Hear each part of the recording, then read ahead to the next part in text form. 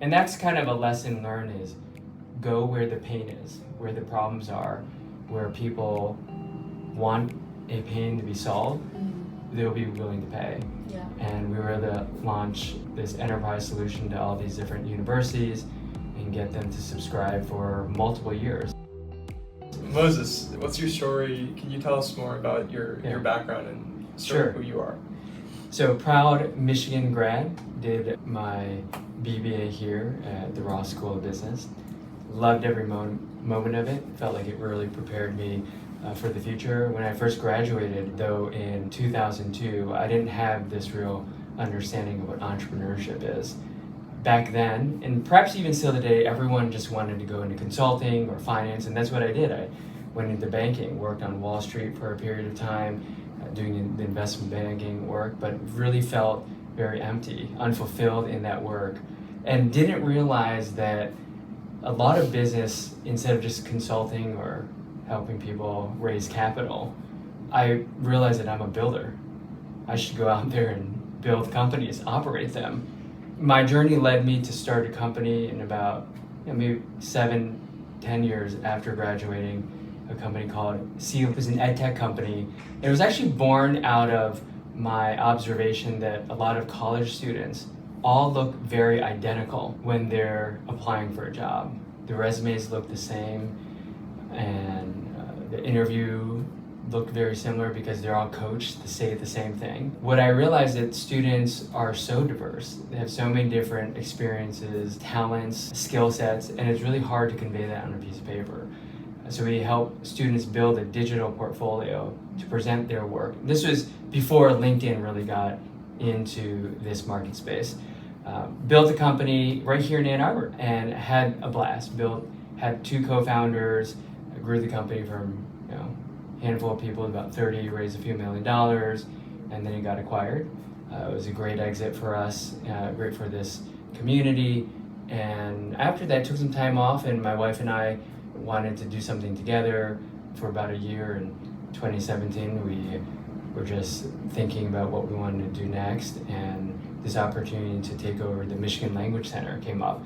My wife worked at this 40-year-old business when she was in college here, and the owners approached us and said, "Are you interested in this company?" And we evaluated and said, "This seems like a great opportunity to do something that really resonates with our passion for serving the international student employee population."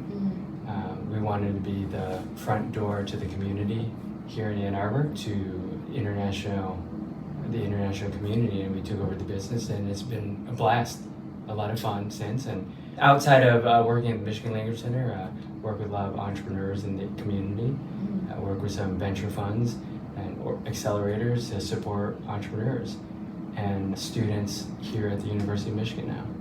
This is a little bit of background. Yeah, you built a company to help students better show their work and present themselves.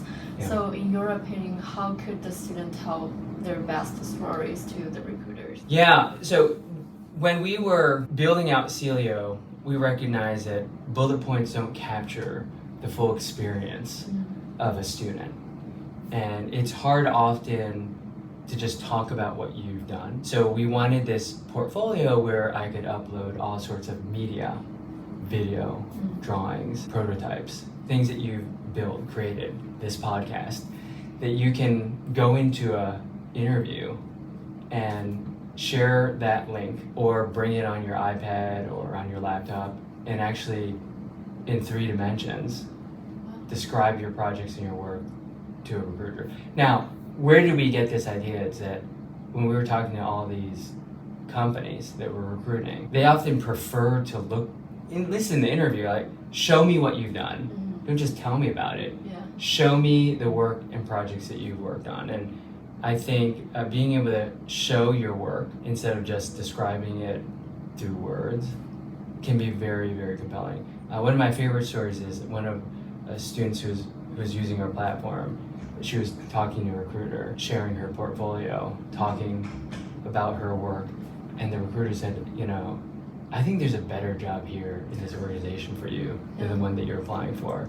I'm actually going to refer you over to this other area because based on what you showed me, I think you're better suited for this other position.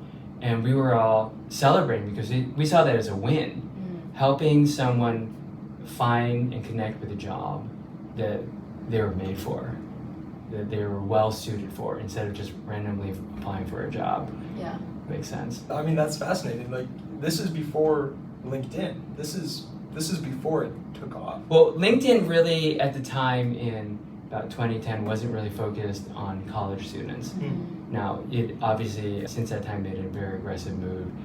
You all have LinkedIn today and upload media to it, but you can do that today, and LinkedIn really is that de facto online presence today. But back in the day, in 2010, that wasn't the case.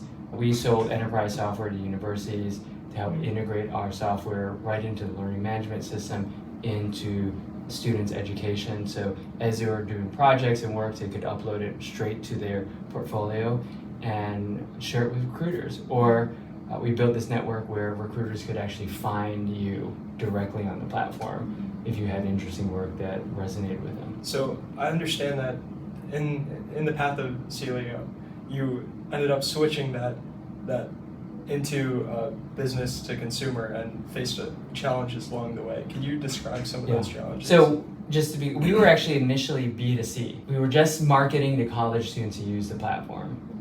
And we were hoping employers would see it in the interview, the student would share it, put it on their resume. Now, something that we realized along the journey is that college students don't have money.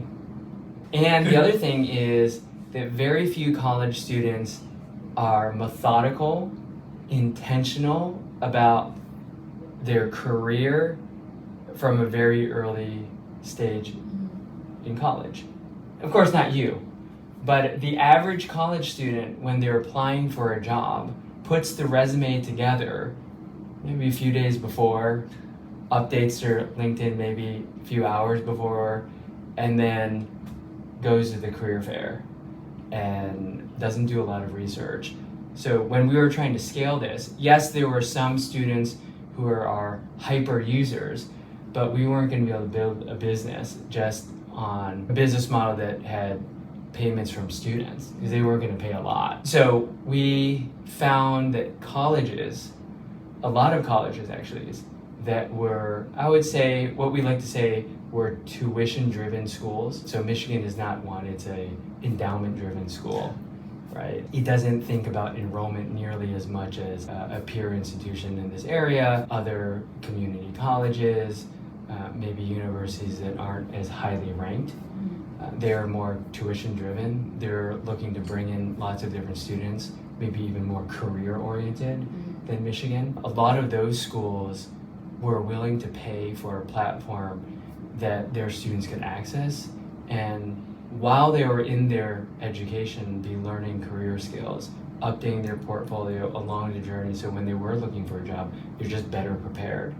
Our slogan at the time was the most prepared student, because we wanted, from day one, when you started, you were starting to use your Celio, build your portfolio, think about your education, and you'd be just more prepared for the job market. And colleges, more than ever before, and outside of the University of Michigan, they're struggling with enrollments. Job placement is very difficult. These universities need to do more to prepare their students, and we were solving a pain for them. And that's kind of a lesson learned, is go where the pain is, where the problems are, where people want a pain to be solved, they'll be willing to pay. And we were able to launch this enterprise solution to all these different universities and get them to subscribe for multiple years at significant dollars. Yeah, so this leads to a situation where the users are actually not the buyers. The students are using it, but the college are paying it. That's right. Yeah, and we kind of fell into this business model because when we had launched, we got some press, universities ended up contacting us. And a lot of these universities, colleges, I had never heard of before.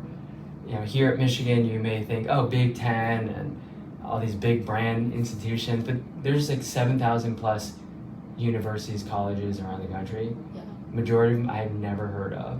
And we were getting contacted by some of them, and they said, this is something that we could see significant value for our students and could help them with job placement rates. And that's something that a lot of these colleges and universities get measured against. It's graduation rates, job placement rates upon graduation. And it's important for their accreditation, but it's also important for them to market and drive enrollments for their schools. Definitely. So how did the acquisition opportunity come up? Why did you choose to sell the company instead of keep building it? Yeah, so one of our board members, he was connected to some large education firms in Chicagoland area, and they were looking sort of to beef up their career preparation efforts, supporting their portfolio of universities and colleges that they work with, and just saw a nice opportunity to integrate our software. Selling into higher education is a very difficult task. It's very lengthy, it's hard, sales cycle, can be very challenging. So we were gaining some traction here, but as we were out either raising money or contemplating this offer, we evaluated everything and felt it was best to partner and roll ourselves into a bigger parent organization. So since then, after you exited, you have gone on to do a number of things. Can you share a bit more about what you've done since? Sure. So today, my wife and I run the Michigan Language Center, still related to students. We're working to empower non-native English speakers, international students, family members who are in this area, their children. There's a lot of expats moving from overseas to Southeast Michigan because of the strong automotive presence, a lot of suppliers, OEMs here, and they're looking to improve their livelihood here, get connected in our community. They're looking to improve their work, the employees. They want to be able to better communicate with their colleagues, other clients, and they're coming to us to better understand not only the English language, but the American culture. So they can better integrate, better live here, better conduct business. So we do that on campus here in Ann Arbor. We have a campus where people train residentially, and we have a growing business arm where we work directly with companies, not only in the United States, but overseas, to train their employees, their staff in English and American culture. And we're really empowering them to be better communicators, more effective in their work, better collaborators, and helping companies thrive. So that's sort of the niche business that we're running today, and it's been a lot of fun. We like to say we're the Zingermans of the English as a second language industry. We do things very well, great service, a great team that's committed to the mission, and we're excited to build this family business right here in Ann Arbor. What kind of classes do you provide to international students on campus? Yeah, so obviously we have the basic English classes, but one of the areas that we've seen a lot of innovation in is in our professional English courses. We teach international students and employees how to give a better presentation, how to do small talk, how to write effective emails, how to handle difficult conversations, how to communicate and sell your ideas to others in an American business environment. But yeah, those are a lot of the fun classes. We get to train a lot of companies, their international staff, but also their American counterparts. Because in these global organizations, both Americans, international workers need to be able to understand each other, not just in the English, but understand each other's cultures more, have better dialogue, better cultural understanding. We're raising the cultural intelligence of everyone in an organization so that it can be, one, not only more inclusive, more collaborative, but they can be more effective in selling their services or their products to clients. Better innovation, better quality. And we see that communication is such an important component to an effective business. So my wife and I run that, and again, also working to support the U of M community here, get involved in supporting student entrepreneurs here at Ross and other entrepreneurs here in the Ann Arbor community. So it's a lot of fun. So that's one thing that I wanted to ask you about was some of the student-led businesses and startups that you've seen, which are the most exciting that you've seen in your time teaching entrepreneurship here? Yeah, I mean, I had some students, they started a company called Get Fresh Detroit. This was a long time ago. And they wanted to address sort of the food desert in Detroit. Listen, I think a lot of students here are great at putting together reports, business plans, PowerPoint presentations. But over the summer, these two moved to Detroit to understand the problems and challenges firsthand. And they were innovating from within the community and with partners. And they took some risks. They wanted to get close to the customer. They created solutions that really worked. And the company grew significantly. I mean, they basically brought fresh produce and packaged it correctly and sold it through gas stations, liquor stores, convenience stores. Because throughout Detroit, that's where a lot of the residents get their groceries.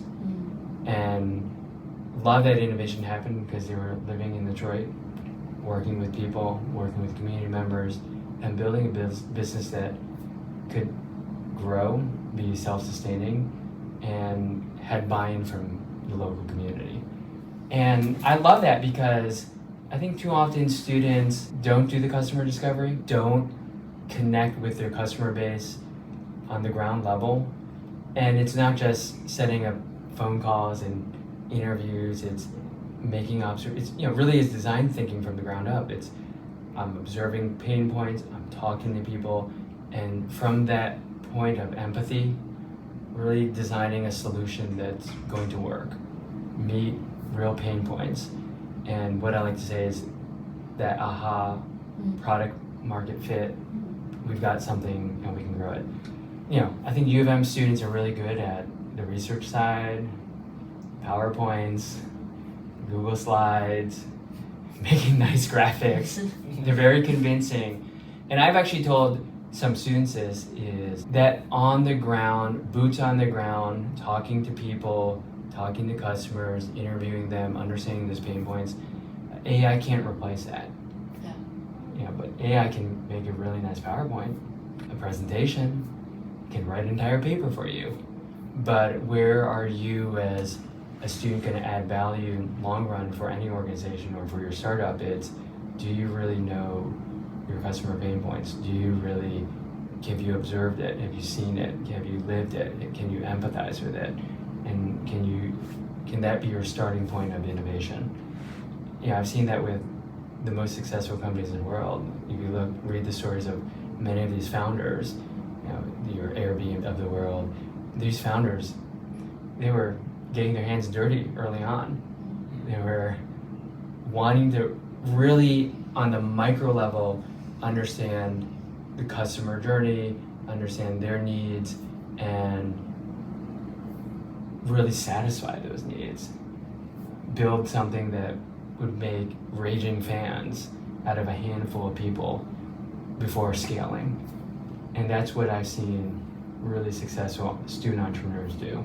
I'm reminded of when you brought up Airbnb, of Brian Chesky staying with the Airbnb early hosts. Yeah, and in really, New York. Right? yeah, and really writing down on a notepad what their problems were, and then the next day putting that into the code. Yes, be obsessed with customer pain. And, that's what I hope students will experience when they take entrepreneurship classes or experiences here. Get to that level of detail. It's not a grade.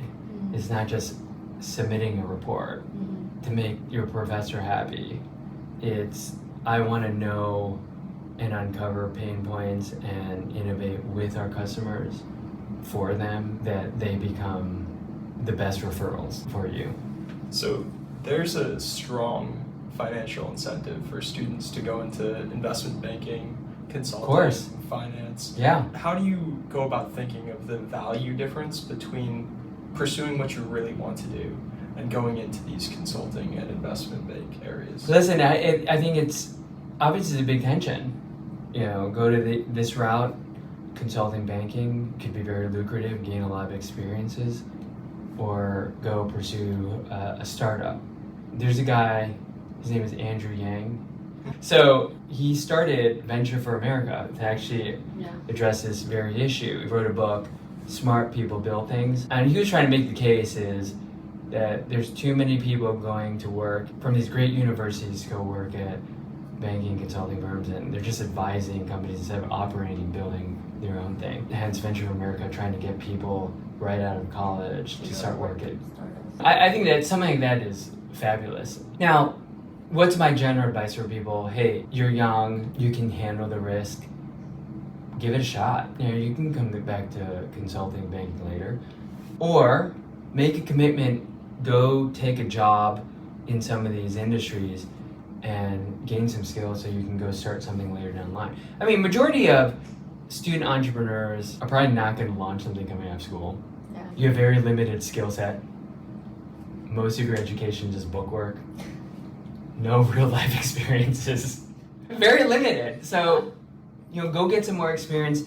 My one advice potentially would be is instead of working for a consulting firm, maybe go work for an industry that's very interesting to you. Go work for a real company, be an operator. Yeah. Again, that is if you want to build your own company later down the line.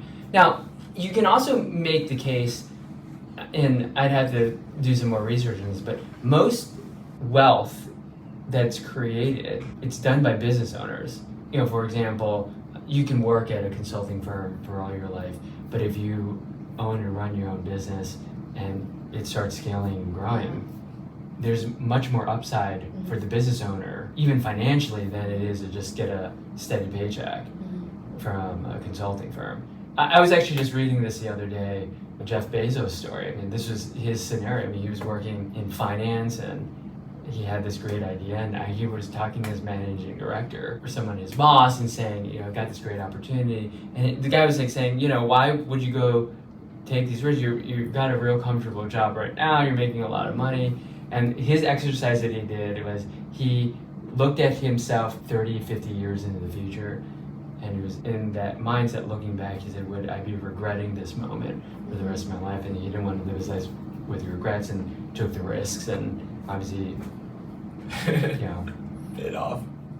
Yeah, but that doesn't always pay off for every single person. Yeah. So let's just be honest, like most people, it's gonna fail, but you can learn a lot from that.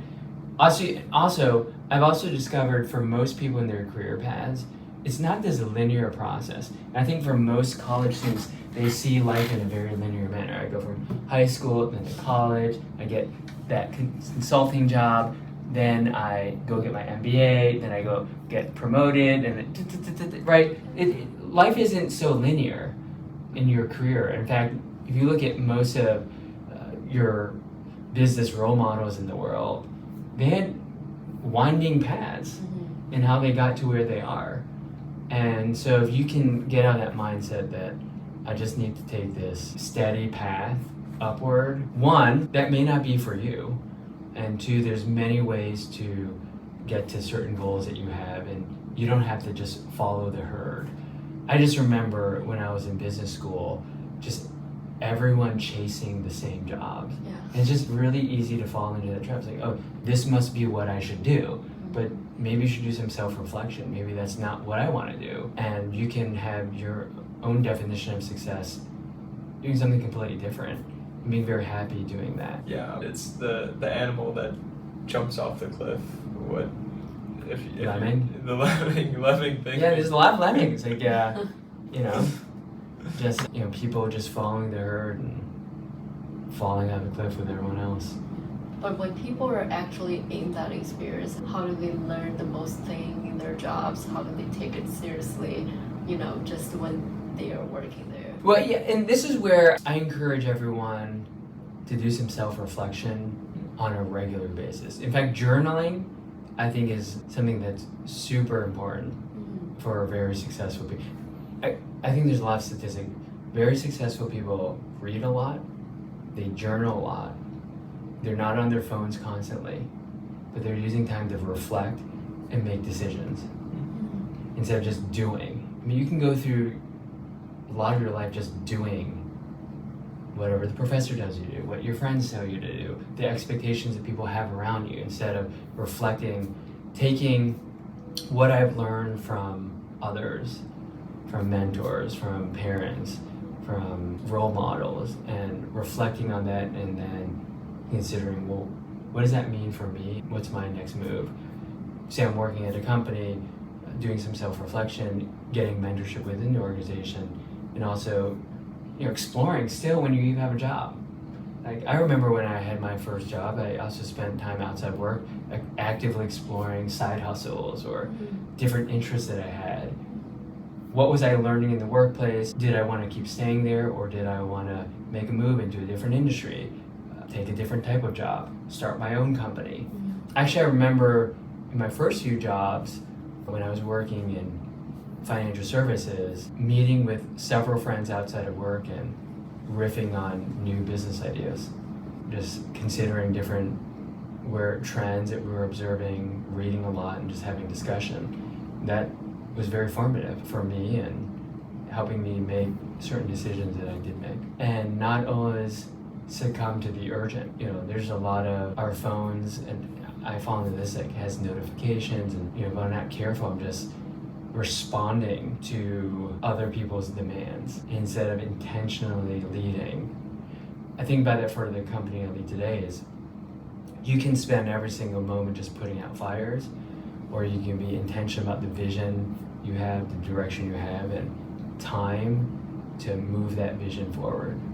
Otherwise, you're just constantly reacting to fires, problems, challenges, instead of intentionally building the company everyone wants.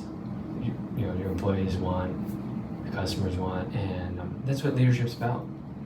I think is leading with intention, being reflective, and making wise decisions that benefit a lot of people, not just yourself. So about leadership, how do you value the difference between going based on what your mentors or what people, your close advisors are saying versus what you are thinking about internally? Yeah, I remember having several board members, and they would give me all sorts of advice, sometimes even conflicting advice. And they would tell me, listen, this is the easy part, is me giving you advice. You have to process what we shared, and often conflicting advice, and figure out what's right for you. So this is why you need to be thoughtful. You listen, you reflect, you consider what's right for you. Because you know yourself best. You know what your strengths and weaknesses are. You know what goes on in your brain. You know what your fears are. You know what excites you. And you process all of that and make a decision. If that's what I'm here. If that's the question I'm getting from you. What you don't want is, and no boss or leader wants folks to just listen and do. Yeah, good boss. Yes, I may say, hey, you will do this. Yeah, I've read Elon Musk's book, and there's a lot of leaders like, listen, either you do this or you're out. But hey, listen, I want you to consider a lot of information and make decisions that are best interest of this company. We've hired you to be a critical thinker. And so gather information, though it may be imperfect information, and you as an employee try to use your judgment to do what's best for the organization. And even Elon Musk says, and I even read his book, he likes it when employees push back against his ideas and come up with alternative concepts. Too often people are afraid to push back. So going back to your question here, I think it's, you have to hopefully develop those critical thinking skills, consider what's being told, and you have more information potentially than your advisor or your board member. Try to make the right decision. And I want to ask you about this. I noticed when doing some research that you went to Kenya after your jobs. What was the decision like to go to Kenya right after doing those jobs in financial services? Yeah, so I went to Kenya, community service with my church. And interestingly, that's where I met my wife too, that I'm married to today. But I wanted to do something that was completely outside my comfort zone, took me out of the sort of, literally lived in a tent in the desert. For how long? It's really funny. I think I was there for almost 40 days. It was actually there's a biblical analogy because Moses was in the desert for 40 years. In the Bible, so I was there for 40 days. But one thing I realized on this trip is, number one, you don't need a lot in life to be happy. I met a lot of people who were living in huts like literally huts. Yeah. And they were able to provide for their family. I remember when we had a goat that was slaughtered and cooked in front of me.